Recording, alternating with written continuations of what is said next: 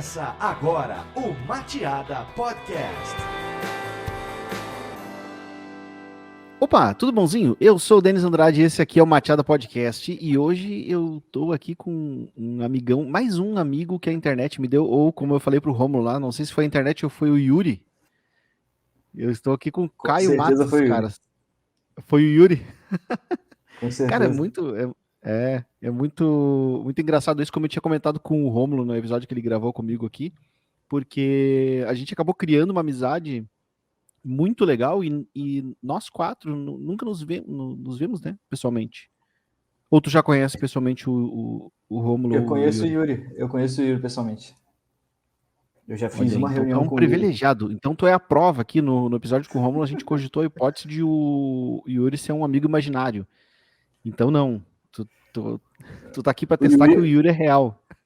o Yuri que uniu a gente, parecia um amigo virtual, né? Que não existe, é só um holograma. Mas não, eu conheci o Yuri. Fiz uma reunião com ele quando ele veio para o Brasil. E eu nem trabalhava na PEB ainda. Mas conheço o Yuri. Eu consigo atestar que ele existe. Ele Graças a Deus. existe. Pô, cara, é um prazer te receber aqui. Então vamos bater um papo hoje sobre mídia. Antes de começar aqui, a gente tá falando, tu domina e tem interesse em outras áreas aí, como gestão, growth também. Mas vou puxar um assunto mais de mídia contigo mesmo aqui, Tá para tu bom. contar um pouquinho da tua experiência aí, o que tu já viveu, o que tu sabe de mídia, o que tu pode compartilhar com a nossa audiência. E para você que está nos assistindo, estamos disponível aqui no YouTube todas as quintas-feiras, 17 horas. E também em todas as outras plataformas de streaming, é só procurar lá por Mateada Podcast. Estamos disponível no Apple Podcast, Deezer, Spotify, todas as outras plataformas de streaming, estaremos lá, mas eu tenho um amor especial aqui pro Spotify, então se inscreve lá no Spotify, envia isso para os teus amigos também, quem tu conhece que gostaria de assistir um papo aí sobre mídia, recomenda esse podcast lá, e não esquece de se inscrever também no canal da Mateada, deixa teu like, teu comentário aí, falando o que tu achou desse episódio, e recomendando também novos assuntos e novos convidados aí para os próximos programas. E aí, Caio, depois desse recadinho aí, tu quer deixar os teus contatos aí também? Como é que as pessoas fazem para te seguir? Cara, só procurar Caio Matos aí nas principais redes de LinkedIn, onde for, que todo mundo me acha. Não tem muitos, não. Quem tem não é de marketing. Boa. Cara, me fala um pouquinho da tua experiência em mídia aí. Hoje tu trabalha com isso? Tu trabalha com compra de mídia? Cara, na verdade, hoje eu sou gerente de marketing na PebMed, que é uma empresa, uma health tech aqui no Rio de Janeiro, fundado por 3 médicos que fizeram um produto para tomada de decisão do médico mesmo, né? Então a gente auxilia o médico a consultar ou enfim, ferramentas, calculadoras, coisas nesse sentido para ele poder tomar a melhor decisão ali quando o paciente está na frente dele, né? Então, hoje eu sou gerente de marketing lá na PebMed, então a minha atuação ela é muito mais abrangente, né? É muito mais de gestão. Mas toda a minha trajetória ela é focada em mídia, então eu não consigo largar muito isso, não. Eu sempre estou ali junto com o pessoal, estou sempre dando meus pitacos e tudo mais, e isso me ajudou muito, acho que até por causa da formação em administração, eu não vim de comunicação, por exemplo, nem outra área paralela, sempre me ajudou muito com o número, né? Sempre eu fui drivado assim naturalmente para esse lado. Sempre gostei muito de entrar nos analytics da vida, ficar entendendo se alguma coisa funciona ou não, ficar fazendo os cálculos e, cara, naturalmente a mídia foi o caminho, assim. Mas é engraçado, eu tava pensando aqui, enquanto eu tava falando isso para você, todo o meu caminho foi muito mais pro lado da mídia, né? Eu sempre gostei muito desse assunto, compra de mídia e tudo mais. Mas eu sempre fui um cara muito generalista, assim, eu sempre soube um pouquinho de SEO, um pouquinho de e-mail marketing, um pouquinho de rede social, já trabalhei com tudo isso. Então, na realidade, mídia sempre foi o destaque do que eu fiz, mas eu sempre fui esse cara meio generalistão, assim, sempre fui, sabe aquelas empresas onde dizer, cara, só tem 2, 3 pessoas de marketing, você tem que meio que saber sobre tudo ali de alguma forma. E Eu aí, acho que pensando isso nisso, de alguma forma deixa o profissional melhor, né? Tu pode até se especializar em alguma coisa, se tornar muito bom em uma, em uma área, mas o fato de ser generalista, isso complementa, né, o teu conhecimento em mídia, por exemplo, né, que a gente está falando, ou, sei lá, gestão, para quem trabalha com SEO, conhecer mídia também é importante, e, assim, as coisas se complementam, eu acho, no final das contas. Porque, por mais que você pense que isso tudo é sub-área do marketing digital, de alguma forma, né, ou do marketing, que for, é tudo marketing. Se você entende tecnicamente como comprar uma mídia no Facebook ou, sei lá, uma palavra-chave no Google Ads, mas você está fazendo marketing. Então você tem que necessariamente entender sobre tudo. Mas eu acho que o mais legal é que, assim, eu não tenho visto esse profissional no mercado, por exemplo, Denis, o cara generalista de marketing, uma pessoa generalista de marketing. Acho que esse profissional está cada vez mais extinto. O generalista bom, né? O generalista é bom, né? Claro, exatamente. Aquele cara que, pô, entende um pouco mais de SEO, entende um pouco mais de... Já trabalhou com isso, tem uma noção do que é. O que eu encontro muito hoje é... eu faço Facebook Ads. Ou eu trabalho com e-mail marketing. Ou eu sou conteúdo. E aí, mesmo assim, dentro de conteúdo, eu só faço rede social. Trabalha com vídeo? Não, no vídeo não é esse conteúdo. A gente se especializou demais, os profissionais se especializaram demais no mercado, e eu sinto falta disso, porque a minha trajetória foi um pouco diferente disso, sabe? Mas tu acha que isso acontece por falta de interesse do profissional de se especializar em outras coisas ou da falta de oportunidade dele de trabalhar com áreas diferentes? Eu acho que tem duas coisas que fizeram isso, cara. Na primeira é que a gente glamourou, sei lá, esqueci a palavra, deixou Agora tu puxou a palavra difícil. glamour. Glamuralizou. Não, Exatamente. Trava-língua total, né? A gente incentivou um glamour grande pelas ferramentas, assim, sabe? Cara, eu quero aprender a fazer Facebook Ads, ou Google Ads, ou eu preciso aprender a Google Analytics, né? Ou Google Tag Manager. A gente meio que deixou isso tudo muito sedutor, assim, para você ser um bom profissional, você precisa saber de todas essas ferramentas. A gente esqueceu o que está por trás disso, a essência do marketing, o que se aplica por trás disso tudo. Acho que incentivou e drivou o mercado a ir para caixinhas especializadas, sabe? E hoje eu sinto falta disso no mercado, sinto falta de bons generalistas que sabem de tudo um pouco. Tem até aquelas brincadeiras assim, aparece no Instagram, no LinkedIn, por exemplo, o pessoal falando, eu vi uma vaga de marketing, né, e pedia muitas coisas. Cara, se você é um profissional pleno para sênior, assim, você tem que saber de tudo um pouco, assim, e cavar essa oportunidade de alguma forma. Né? Eu falo muito para quem é especialista, cara, pega por fora, vai fazer um projeto, um freela, alguma coisa fora da tua área especialista que você vai aprender muita coisa. Ou cria um projeto, né? Tem gente que aprende criando projeto.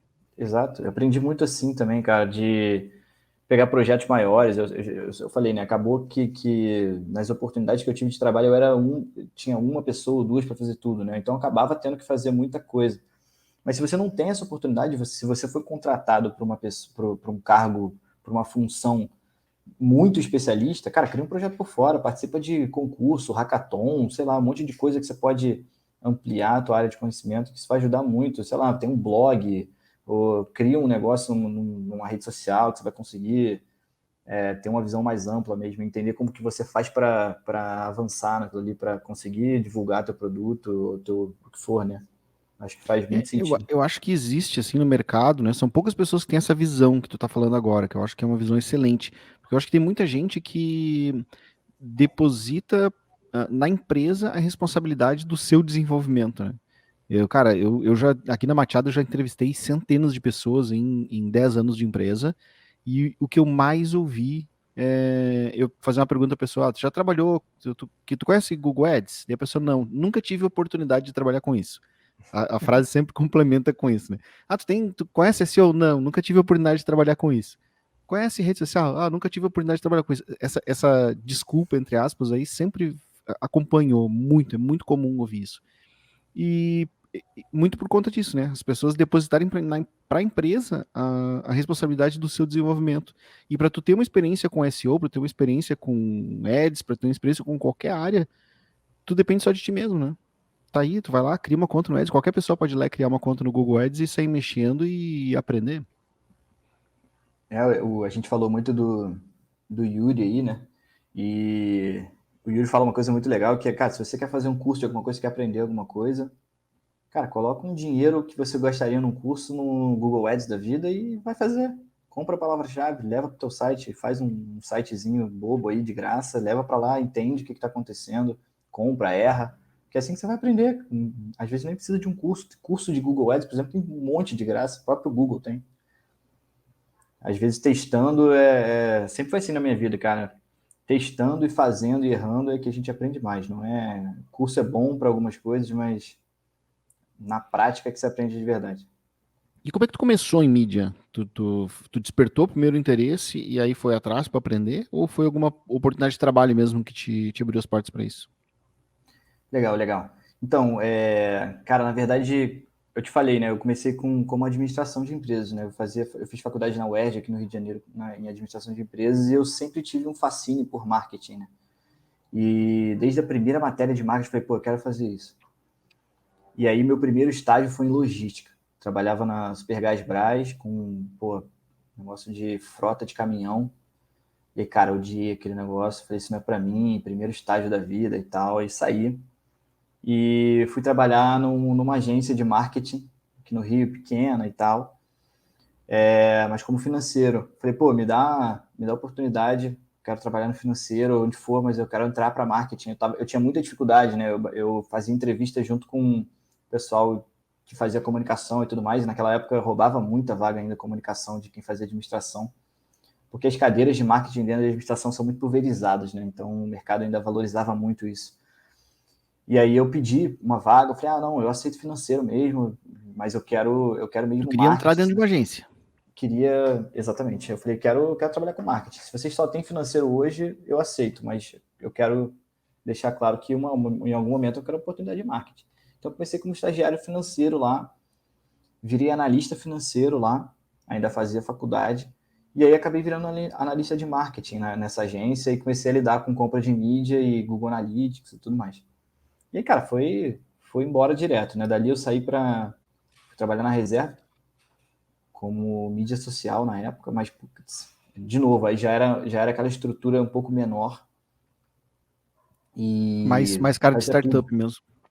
E não, eu fazia muita coisa, né? Tinha 2, 3 pessoas ali junto comigo, e a gente fazia uma cacetada de coisa, muita coisa de marketing mesmo. Fazia rede social, mas, cara, analisava no Google Analytics, tagueava tudo, tinha uma agência para fazer compra de mídia, mas, cara, tinha que entender a performance daquilo ali, se está certo, se não está. E aí comecei a aprender muita coisa. E aí foi embora direto. E tu ficou quanto tempo lá? Na agência, Não, na reserva que tu foi depois. E na agência também.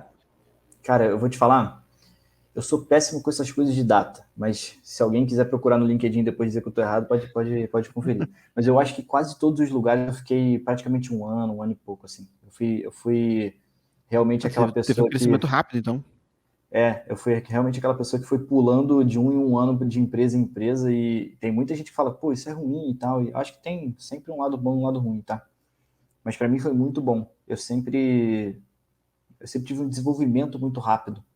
Sempre aprendi muito rápido e naturalmente o mercado vai te dando mais valor do que a própria empresa, assim. Isso acontece muito no mercado, né? Você olha para fora do mercado e ele te dá uma valorização muito maior, às vezes, do que a empresa está te dando ali naquele momento. Então, aquilo foi naturalmente acontecendo para mim.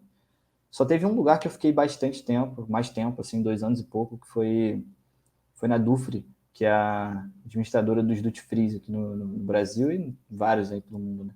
Trabalhava no e-commerce lá também. Então, já trabalhei bastante varejo. Trabalhei em varejo na reserva, na época que a reserva tinha uma marca com o Luciano Huck.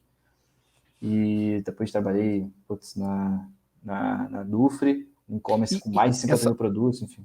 lá na agência tu teve a oportunidade de começar a trabalhar com compra de mídia, né?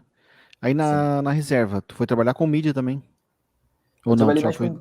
Eu já fui mais para mídia social, por exemplo. Né?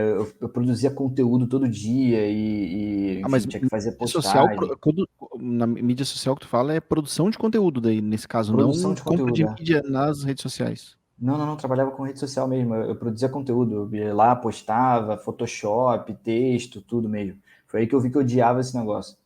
Porque, cara, engraçado na minha vida, assim, eu sou um cara criativo, eu tenho sempre boas ideias, tal, sou um cara mais descontraído, sempre falo alguma coisa engraçada e tudo mais, todo mundo fala isso pra mim, mas trabalhar com criatividade, tipo assim, você tem que criar alguma coisa agora, depois amanhã você tem que criar de novo, e depois de novo, e depois de novo, não funciona para mim. Eu não consigo fazer.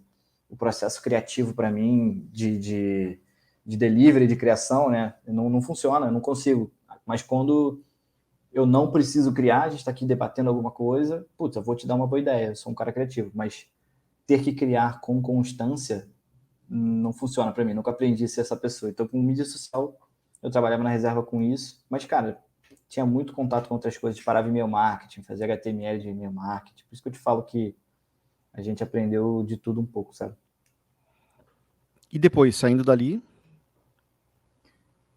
Saí dali, eu acho que eu fui para Duty Free.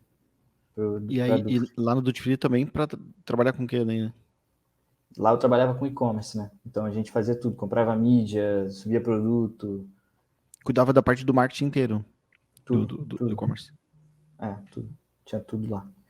Foto, descrição de produto, enfim, se o negócio estava indo bem, se estava indo mal, compra de mídia, disparo. Aí era generalistão total, assim, sabe? Só que o e-commerce tem um ritmo muito frenético, né? O varejo, ele te cobra uma reação muito rápida, né? Hoje não está bem, o que a gente vai fazer hoje para reverter a meta de hoje, né?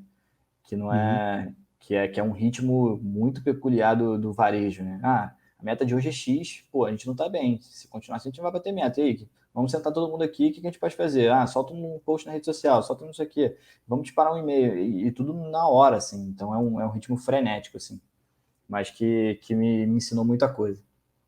O custo de conversão sempre muito apertado, né? O e-commerce ele tem Margem, né? a margem pequena e ele tem um jeito todo peculiar de trabalhar, muito diferente, né? De trabalhar com e-commerce do que é trabalhar sei lá, site Serviço, de por exemplo. serviço, né? É muito diferente. Mas e mídia, vamos aprofundar um pouquinho em mídia aqui para eu entender o seguinte. Quando a gente fala de mídia, a gente está falando de quê exatamente? Porque a primeira coisa que vem na minha cabeça quando falo de mídia é Google Ads e, sei lá, Facebook Ads. Realmente é isso? Ou tu trabalha com outras áreas também, mídia direta, de repente? Não, a gente está Ou falando de compra de mídia mesmo, de Google Ads, de Facebook Ads, de Twitter Ads, de mídia off, o que for, né? O que a gente tiver que comprar, a gente compra. Mas, cara, foco é sempre Facebook Ads e Google Ads. o foco que tu fala são as principais, daí. Normalmente, pelo menos por todo lugar que eu passei, e até em agência, né? Fui coordenador de mídia de agência também. Cara, a maior parte da grana tá nesses dois, não tem jeito. E como é que funciona na hora de criar uma estratégia, assim? Imagina que eu tô, sei lá, vou fazer uma campanha agora aqui e eu preciso decidir aonde que eu vou colocar essa grana. Seria muito mais cômodo para mim colocar todo o dinheiro num lugar só, né? Eu vou lá, crio uma conta no Google Ads, é um lugar só para gerenciar, coloco o dinheiro todo lá e deu. Mas isso nem sempre é o mais efetivo, né? O que vai trazer mais retorno. Então, o que tu usa? Como é que tu decide aonde que o dinheiro vai? Porque tu falou aí de Twitter Ads, por exemplo. Em que momentos que vale a pena olhar para o Twitter Ads ou não? Tá. E, e- Acho que a e como é que primeira. qual é que é o processo que tu toma essa decisão? Legal. Essa pergunta é boa. Cara, primeiro depende muito de quem é o produto ou a empresa que a gente está falando, ou o serviço, depende muito do tipo, né? E de quem é esse cliente ali, de quem é esse usuário que a gente quer impactar, barra converter. Então, acho que a primeira análise é entender em que negócio que a gente está trabalhando, em que vertical, qual é o mercado que a gente está trabalhando e que público que a gente quer atingir ali. Mas, de maneira geral, tanto dentro do Google quanto do Facebook, você abrange. E aí, quando a gente está falando de Facebook, a gente está falando de tudo, né? A gente está falando de Facebook, Instagram, o Messenger do Facebook, enfim. A gente está falando de tudo. A família Facebook. A família Facebook, né? Porque quando a gente fala Facebook Ads, ele pega todos os produtos da família Facebook, exatamente. Mas tanto o Google quanto o Facebook, quando a gente olha para esses dois, a gente pega uma abrangência muito grande a nível Brasil, né? Então você tem uma capilaridade maior. Então você consegue trabalhar você consegue impactar muito mais pessoas do que você consegue em outras plataformas. Então você normalmente começa por aí. A não ser que seja muito nichado. Cara, eu quero impactar jovens e eu preciso. E eu sei que esses caras estão no Twitter e lá o engajamento deles é maior e tudo mais, então você pode já colocar esse teste de cara no teu planejamento, mas normalmente começa com o Google e Facebook, que são os maiores e tem maior abrangência. E aí disso, cara, se a empresa já tem algum histórico, né, eu tenho histórico de investimento em Google Ads, em Facebook Ads, você pega esse histórico, dá uma estudada, entende. Se não, tanto o Google Ads quanto o Facebook Ads, eles têm lá os planejadores deles, você consegue ter uma ideia de custo naquela audiência que você quer atingir, ou no Google Ads você tem uma ideia de custo nas palavras-chave que você entende que tem relevância para aquele negócio, já começa a planejar quantidade de investimento versus público versus, né, palavras-chave que ali fazem sentido para aquele negócio e quem você quer atingir em cada plataforma, frequência, e você começa a ir decupando isso. Só que no final das contas, Denis, para mim, cara, é tudo um teste. Não existe... por exemplo, será que é melhor botar mais dinheiro no Google ou no Facebook? Cara, não sei. Você vai ter que botar e medir. Para mim é mais importante você definir o que você quer com aquilo, qual é o teu objetivo. Eu quero divulgar a marca, eu quero vender mais no meu e-commerce, eu quero gerar lead. O que é o objetivo, né? O que você quer fazer com essa divulgação? E aí você começa a testar. E aí, com isso muito claro, você começa a testar dentro da compra, que a compra o canal Facebook, Google Ads é um canal, não deixa de ser um canal que você está fazendo uma comunicação e ela vai gerar um resultado. Então, você tem um objetivo claro, escolhe o canal, você vai começar a entender custo ali dentro, vai começar a entender se a audiência está aderindo ou não àquela comunicação / conversão que você quer fazer. E aí, cara, você pode começar com um X no Facebook de dinheiro maior do que no Google, mas depois você perceber que essa estratégia não está funcionando mais e começa a inverter. Ou em algum momento você percebe que para aquela empresa ou para aquele mercado está saturado alguma rede, algum canal e acaba botando mais para Twitter Ads, por exemplo, afiliados ou ir para algum outro lado. Mas é muito mais um teste, tá? Na minha cabeça sempre vai ser um teste. E tu tem um budget para isso, então, para fazer a quanto que eu posso pegar da minha grana para testar coisas? Eu vou fazer uma campanha no Twitter, tu não sabe se ela vai dar resultado ou não. Como é que tu trata isso dentro do teu orçamento? Cara, normalmente eu gosto de botar 10%, tá? Do orçamento total daquele mês, por exemplo. Fala, cara, se eu quero fazer um teste num canal novo, eu boto 10% daquele valor ali para entender se eu consigo testar. Por exemplo, eu vou pagar um CPC mais barato do que eu vou pagar no Facebook, no Google. Eu vou ter um nível de tráfego me levando para o lugar que eu quero naquele canal. Eu entender basicamente os números, tá, Denis? Porque por mais que os planejadores te deem uma boa noção, ainda é só uma noção, né? Ele é um range que você tenta ali e às vezes a realidade ela é um pouco diferente. Então você tem que fazer contas, você tem que ter ideia de volume, tem que entender se vai continuar mais tempo, né? Se você consegue ter frequência. E aí, de novo, depende do objetivo. Mas falando de forma objetiva aqui, eu coloco normalmente 10%, se você não estiver falando de nenhum canal, por exemplo, que exige um mínimo, né? Tem canais aí, afiliação, ou algumas outras coisas assim, de investimento mais direto, você precisa de, às vezes, um mínimo. Mas se não existir um mínimo, ou se o teu mínimo, ou se o teu 10% atingir esse mínimo, eu normalmente uso 10%. Mas então a decisão de tentar um canal diferente, por exemplo, ele parte principalmente da tua experiência com aquilo. Eu acho que, sei lá, o Twitter pode performar, fazer um teste lá. Mais ou menos isso. Exatamente. Exatamente. Eu acho que tem, cara, não só a experiência, né? Tipo, eu já trabalhei com Twitter Ads, eu sei que pode funcionar, porque eu acho que tem muito disso, tá? O feeling do profissional de já ter feito alguma coisa ali dar certo, ou de ter escutado de um outro profissional de mídia, putz, tô fazendo Twitter Ads aqui para um negócio, tá dando super certo, porque você não testa e tal. Acho que existe muito isso, tá? Eu acho que é saudável até. Essa troca de informação? Eu acho que é super saudável. E no fim, como tudo é um teste, cara, marketing digital para mim, cara, como tudo é teste, muitas vezes a gente está discutindo aqui, assim, pô, se eu botar esse botão vermelho, ou se eu botar esse botão de outra cor, ou se eu colocar esse texto aqui, eu tenho certeza que vai melhorar. Ou às vezes a gente faz um teste A, B e vários testes A, B, e aquela suposição que a gente tem de que o que vai ganhar tá muito claro na nossa cabeça, cara, muitas vezes eu já me ferrei e falei, putz, ganhou exatamente o que eu achava que não ia ganhar.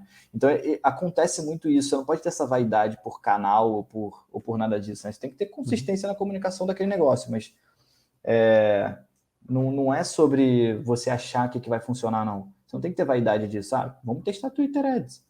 Funcionou? Você tem que ter muito, muito bem o parâmetro para dizer funcionou ou não funcionou. O que é funcionar ou não para aquele negócio, né?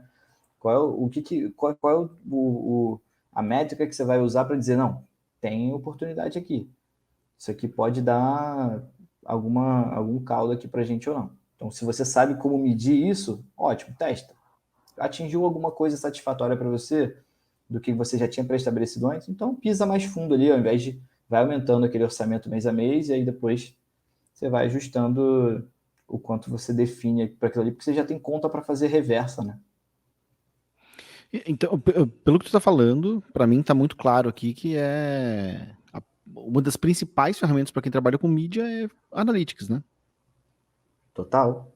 Cara, para mim, a compra de mídia ela sempre vai ser você investir uma grana para divulgar alguma coisa com um objetivo claro, né? E aí não faz sentido você simplesmente botar grana, seja no canal que for. Cara, se eu resolver botar grana no Facebook Ads, Google Ads, ou sei lá, posso listar vários canais aqui, se eu não sei se ele está atingindo o objetivo que eu quero, seja compra no site, seja leads que eu quero gerar, seja o que for, para conseguir fazer essa conta ao contrário, né? Para dizer, olha, o Facebook Ads ele está me gerando 100 conversões e eu gastei X reais. Então eu tenho um custo por conversão, um custo por compra, um custo por cadastro, um custo por lead. Então você sempre tem que ter esse controle de canais, essa análise de canais.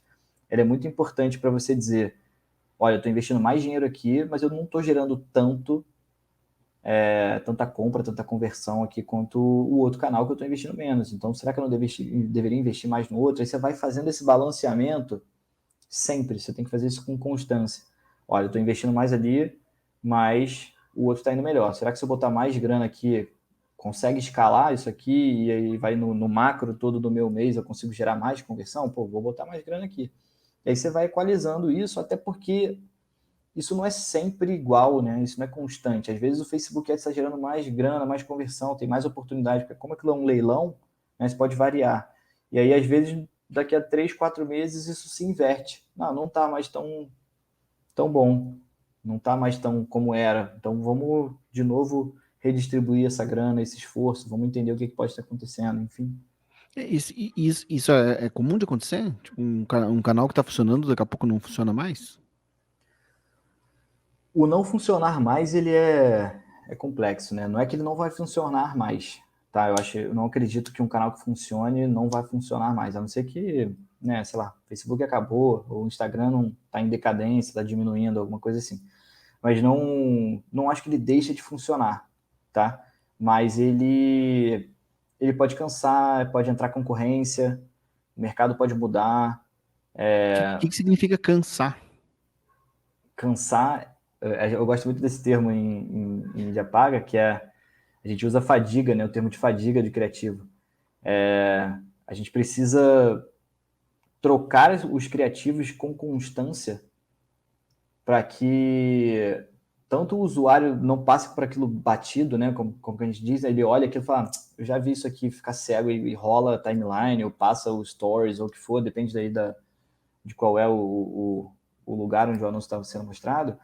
Mas é fato, no mercado a gente já tem essa consciência de que se você roda ou se você distribui o mesmo criativo por muito tempo, ou muito parecido, ele para de performar bem, né? O teu CTR cai ao longo do tempo. Então você vai vendo, você vai olhando pelo CTR, você vê que ele começa a diminuir, talvez esteja na hora de trocar teu criativo. Então você tem que analisar se essa fadiga do teu criativo ela é de uma semana, 15 dias, um mês, você tem que entender, varia de cada negócio aí, mas Acho que normalmente ela, entre ela 15 deve ter dias a a um mês.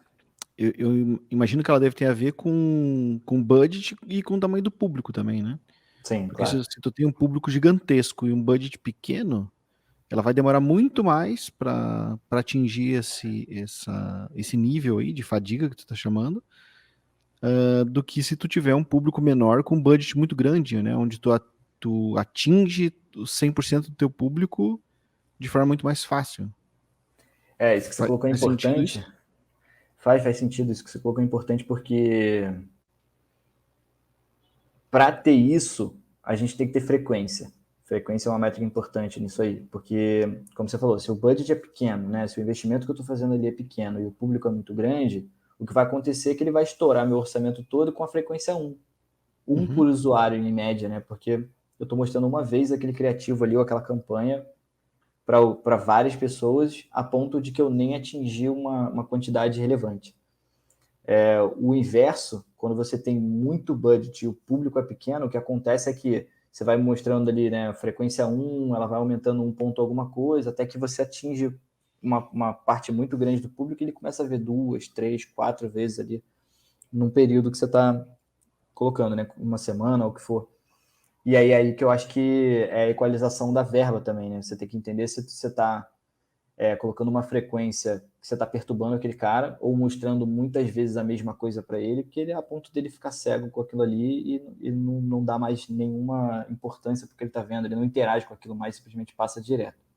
Então acho que isso também é um importante métrico, um jeito de olhar para a fadiga, né? Qual é o CTR ao longo do tempo, se ele vai baixando e a frequência se ela está aumentando. E normalmente a frequência a gente olha semanal, tá?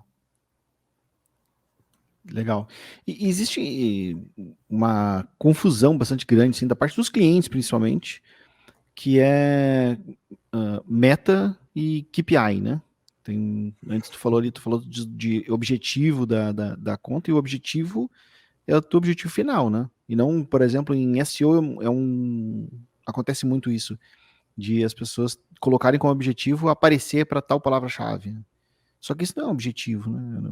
Ou para KPI. raríssimos casos isso pode ser um objetivo válido. Na maioria das vezes isso é só um KPI, né? Sim.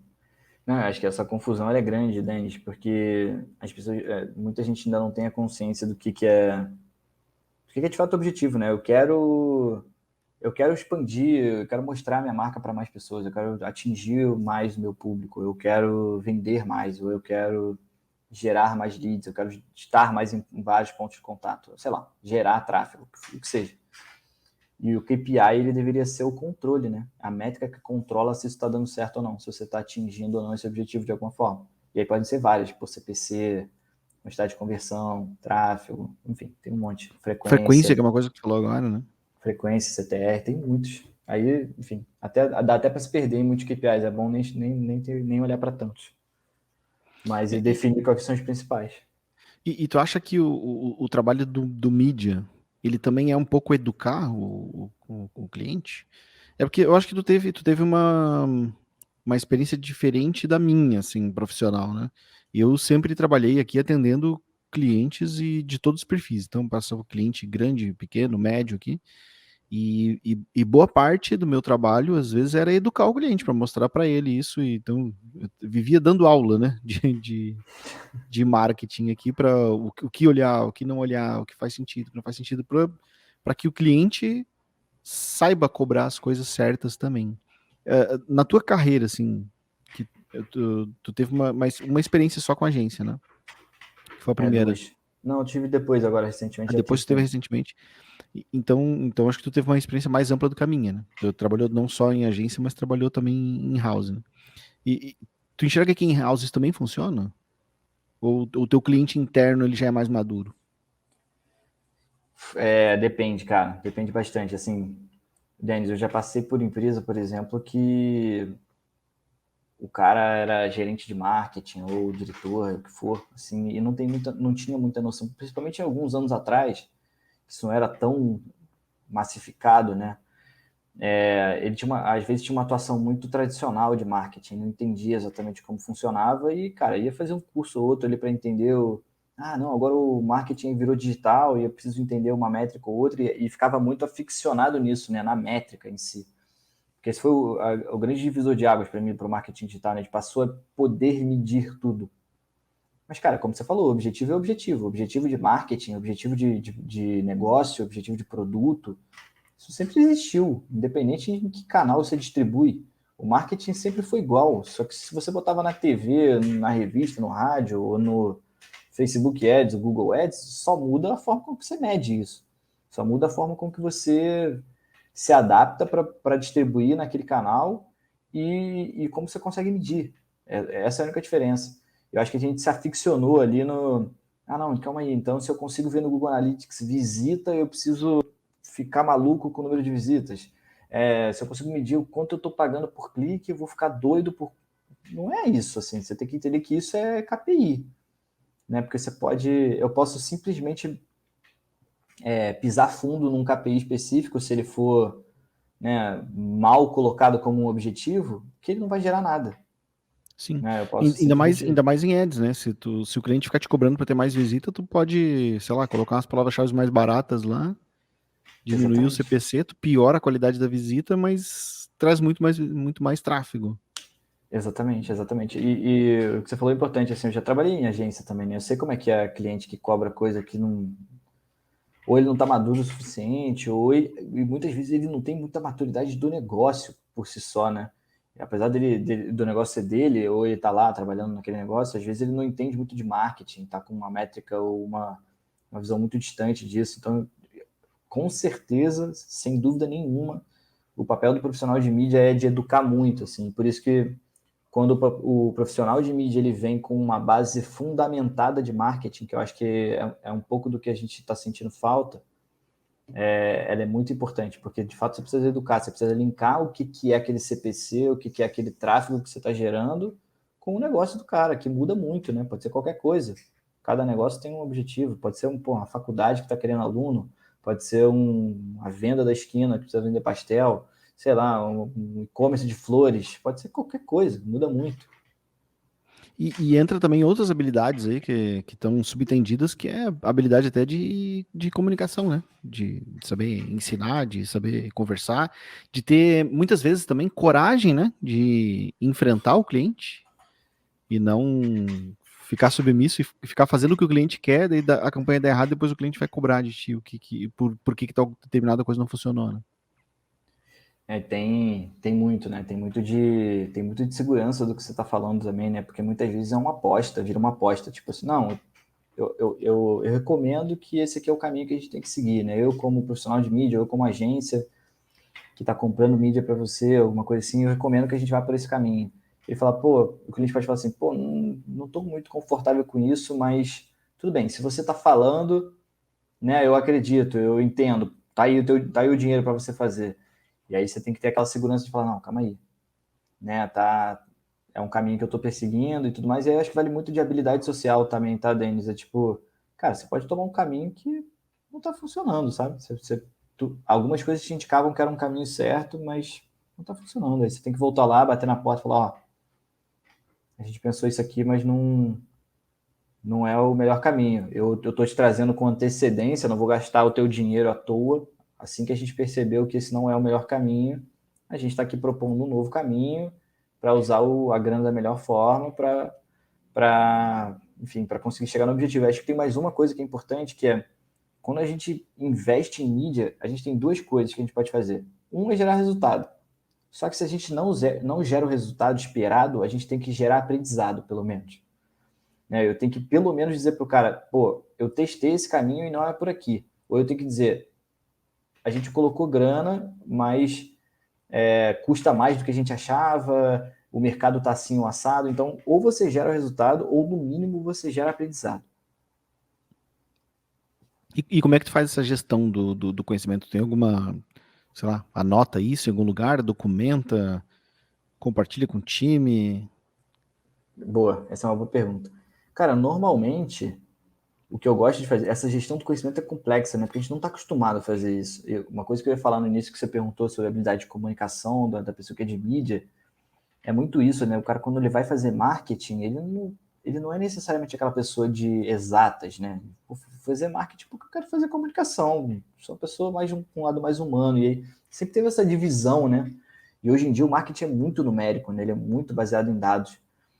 Então, ser esse profissional híbrido, assim, de alguma forma, né? Que tem esse lado criativo, um lado com habilidade de comunicação, é muito importante. E é muito importante também saber ali as exatas e provar com dados aquilo ali que você está falando.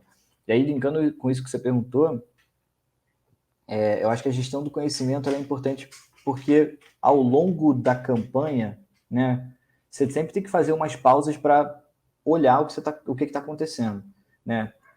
Existem várias cerimônias que isso deveria acontecer diariamente para você olhar CPC ou métricas mais variáveis, uma vez por semana para você olhar mais macro e entender se essa semana está melhor ou pior que a semana anterior, já que varia muito dia a dia, né? Você vai ter que olhar na semana, de 15 em 15 dias para você entender, ou até projetar como é que vai terminar o mês.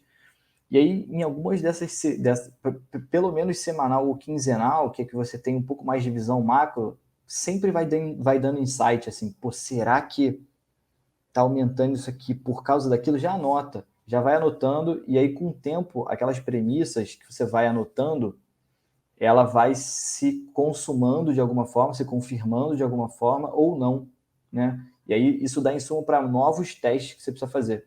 Pô, será que é porque o público não é esse? A gente deveria subir um novo público, testar um novo público? Ah, então vamos testar um novo público, aí deixa lá.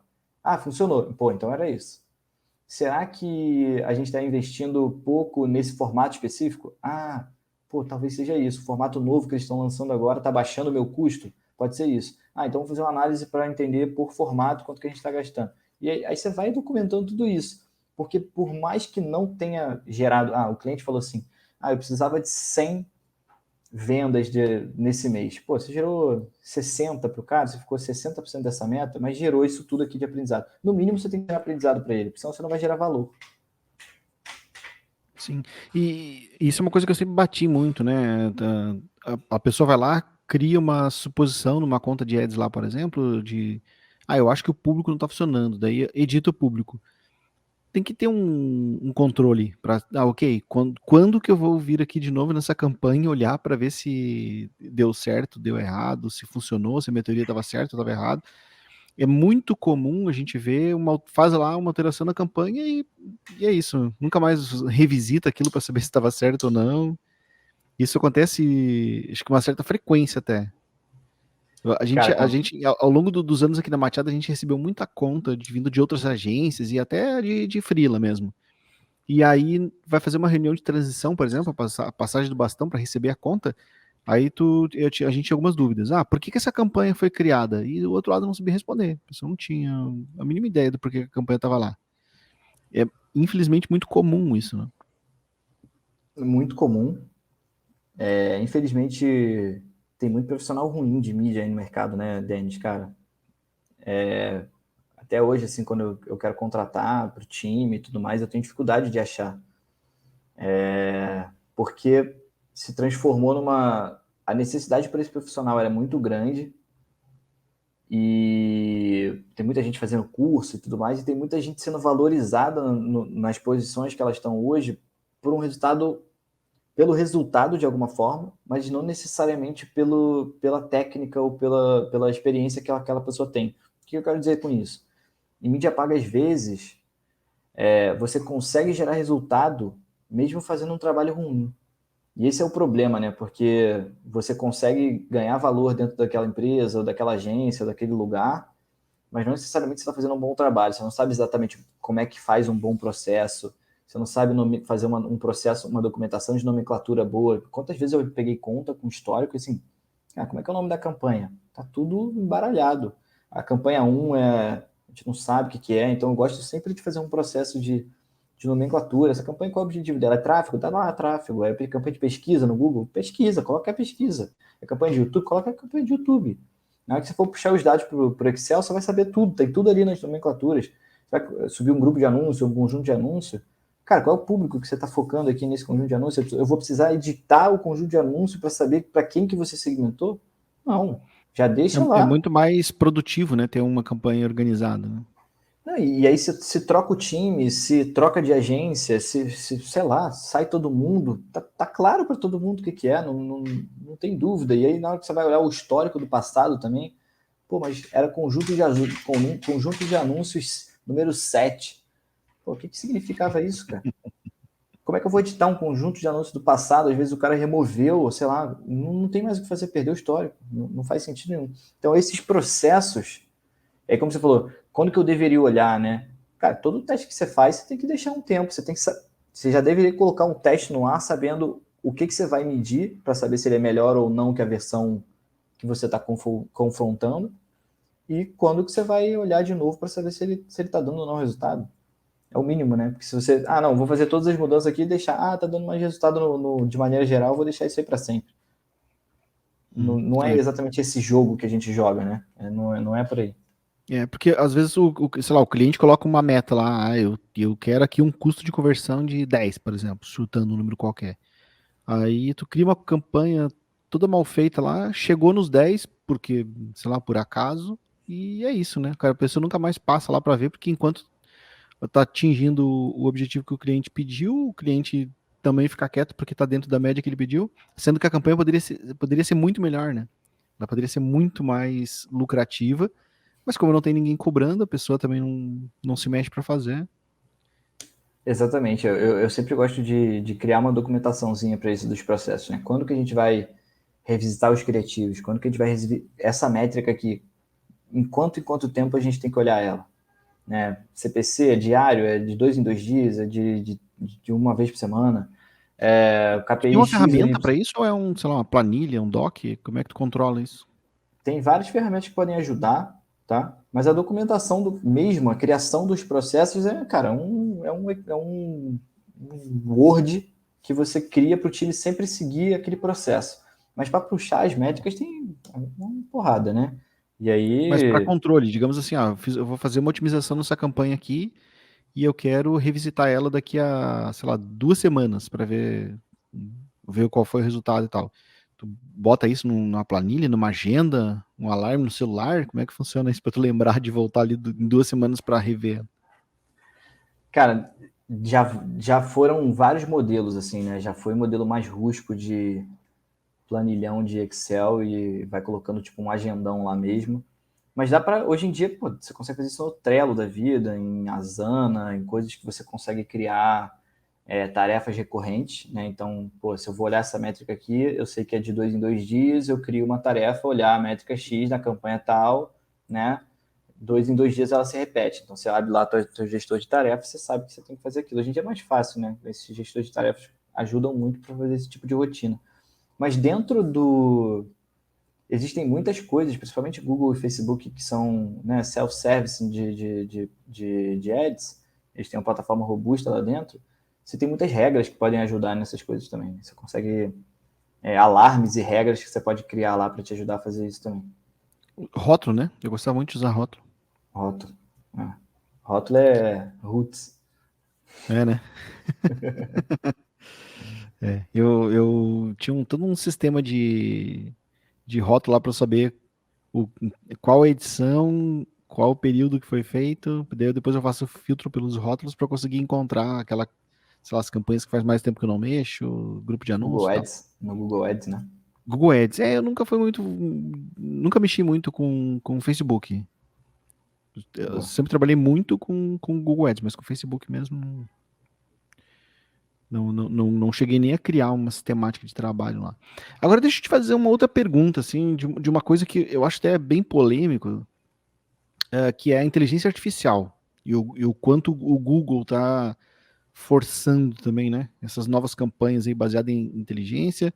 E eu vejo uma divisão muito grande dos profissionais do mercado hoje. Tem gente que deposita tudo lá, as fichas todas na inteligência artificial, para que ela faça otimização, principalmente shopping, né?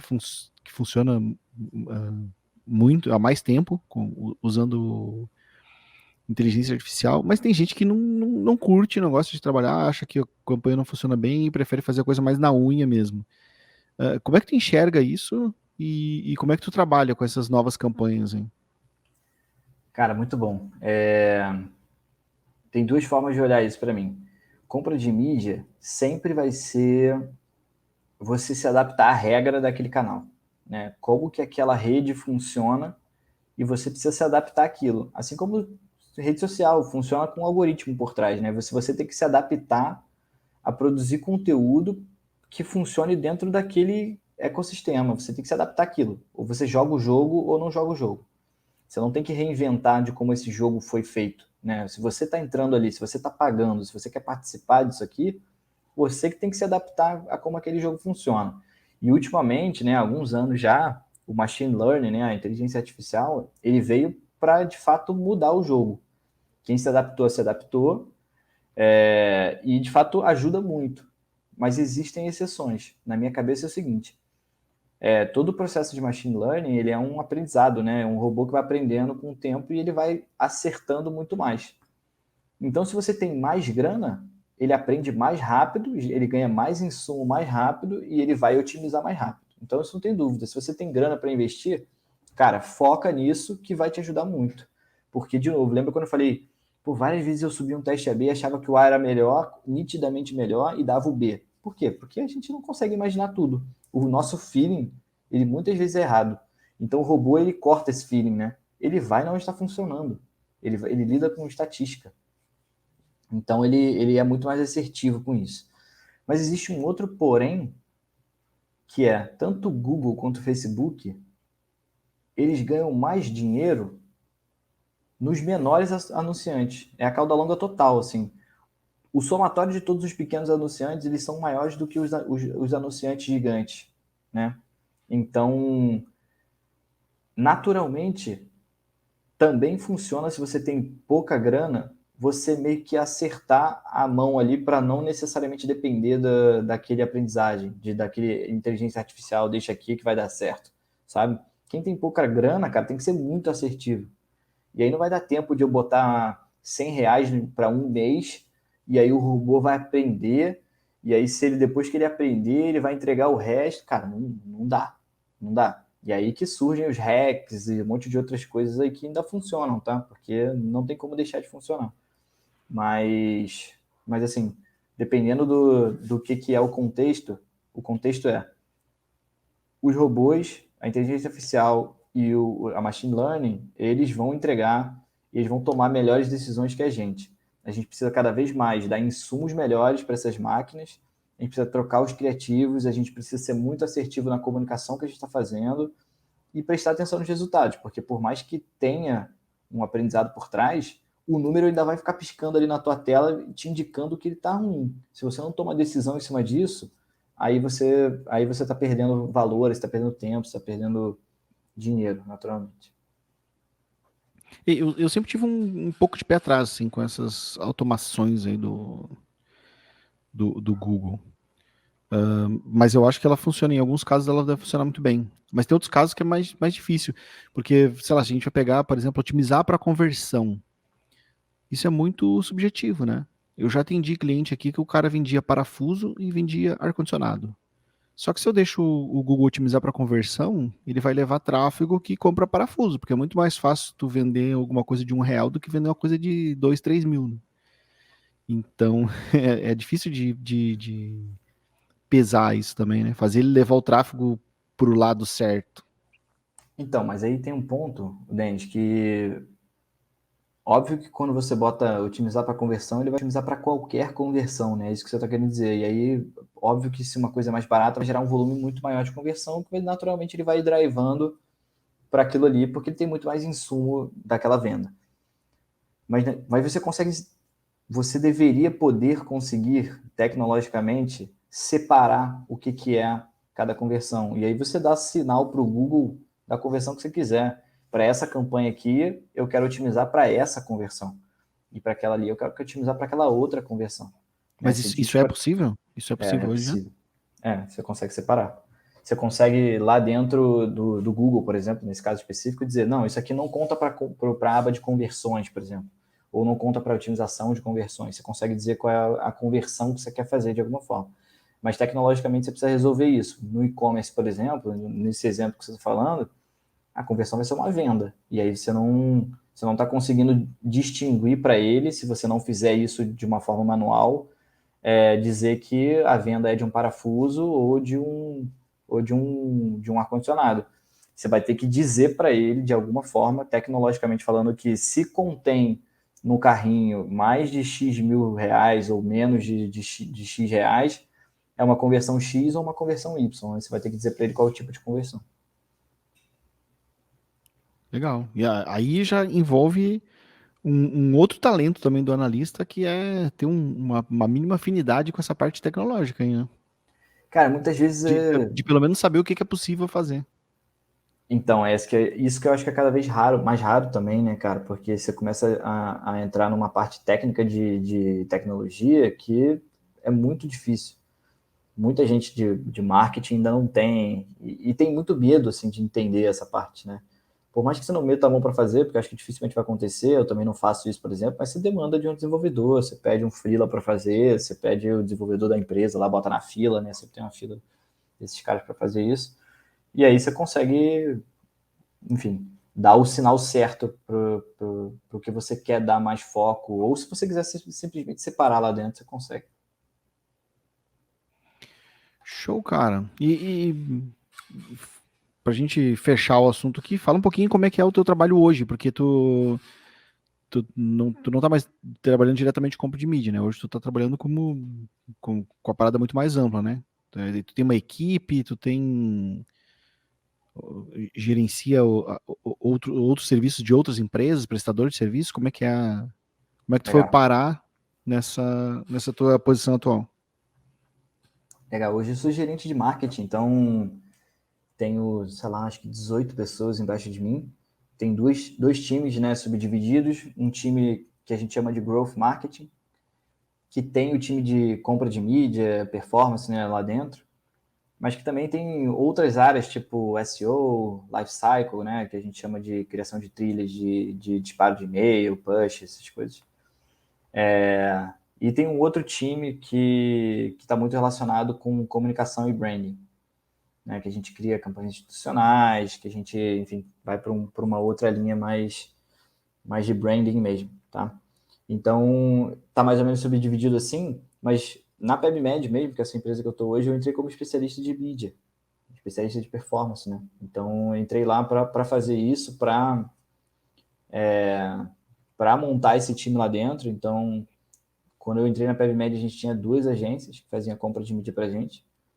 E aí eu fui montando um time interno para a gente não depender das agências, ter tudo dentro de casa.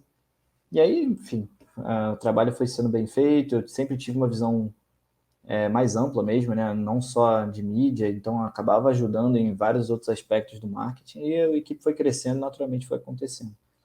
Mas é um desafio para mim. Eu tô há pouco tempo aí no cargo de gestão, tem sido desafiador para mim, mas tem sido muito prazeroso também. Eu achei assim, meio, como é que eu posso usar a palavra aqui? Não é comum, talvez, mas eu vou usar a palavra comum porque tá me faltando o quê? Na tua carreira, esse comportamento, né? De tu crescer dentro do lugar onde tu tá, porque tu começou, né? Pelo que tu falou, tu foi trabalhar como financeiro na agência lá e depois acabou mudando, trabalhou com marketing. E aí, dentro da PEB que tu tá agora aí, tu entrou trabalhando com mídia e agora tá gerenciando uma equipe, né? E como é que é isso, assim?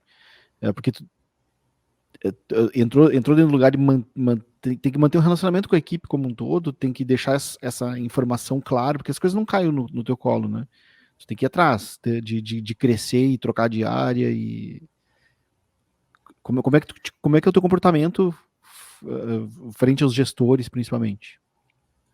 Cara, é engraçado isso de falar isso, porque tem 2 pontos. Eu sempre tive muito destaque assim nos lugares que eu trabalhei, sempre fui bom no que eu fiz assim, de maneira geral, tá? Sempre tive algum destaque, mas ao mesmo tempo eu nunca tive muita consciência disso.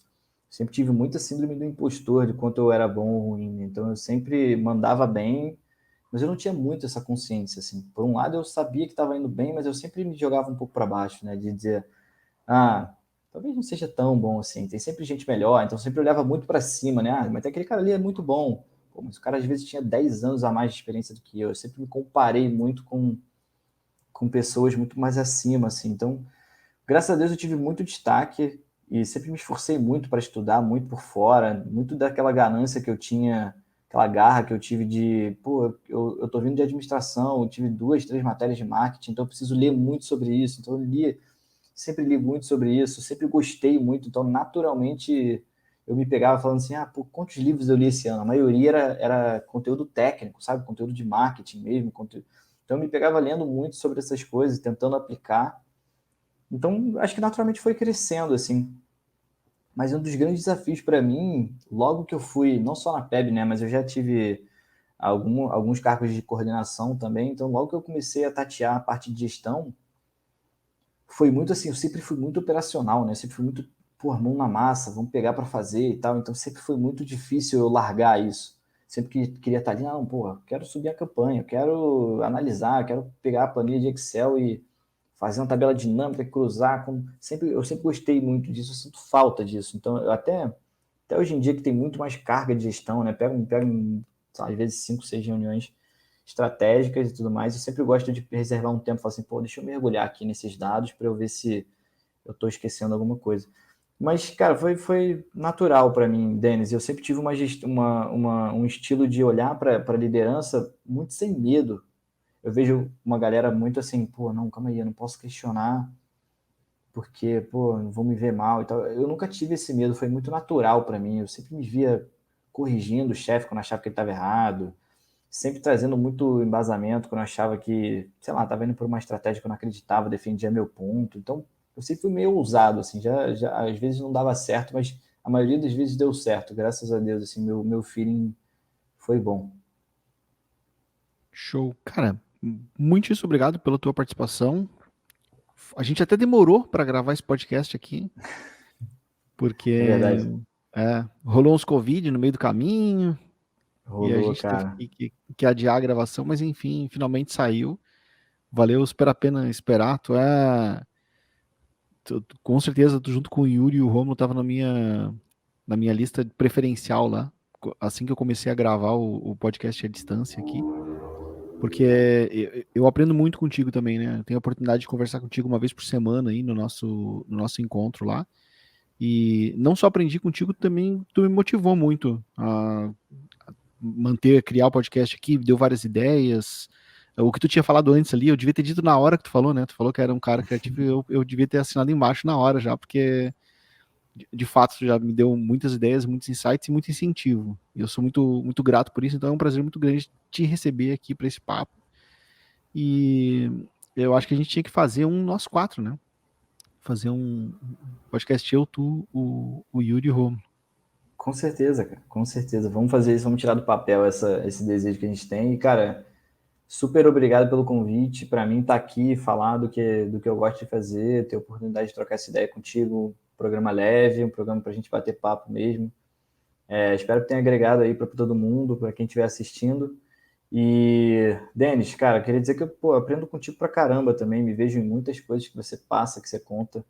Lá no nosso encontro semanal, a gente fala muito de coisas técnicas, né? Coisas de negócios também, mas a gente fala muito de coisa pessoal, né? A gente se tornou amigo mesmo de falar sobre vida e abrir coisas até que a gente não abriria para outras pessoas que fisicamente a gente conhece e já tem até mais tempo de relação.